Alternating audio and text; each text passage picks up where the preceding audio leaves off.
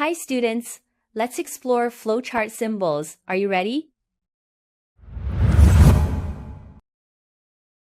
Remember, this is an interactive video. Feel free to pause and think.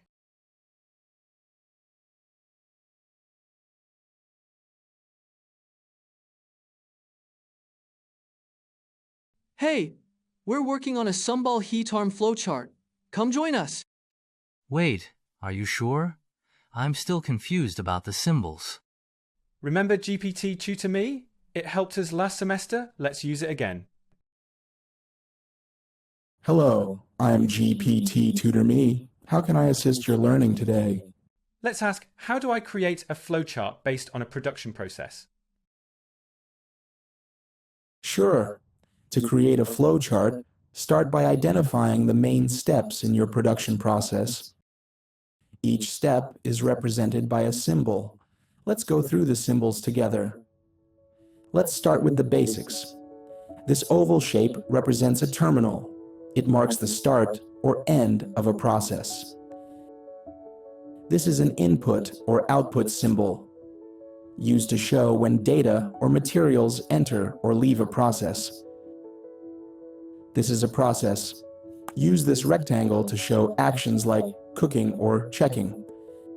This is a decision symbol. Use it for yes or no questions. And this is a flow line. It connects each step in your process. Great. Now that you know the basic symbols, let's test your understanding with a quick interactive quiz. Before we show you the Sambal Hitam production process, scan this QR code to join the interactive quiz on your phone.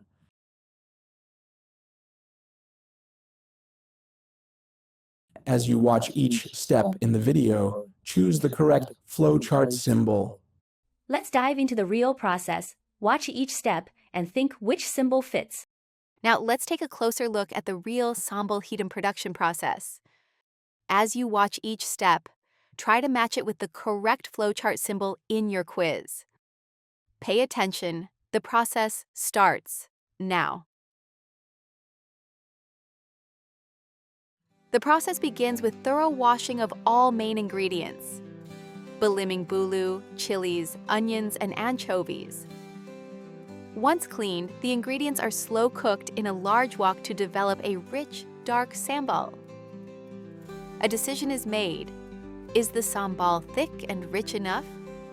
If not, it goes back into the wok for further cooking. If yes, we move on.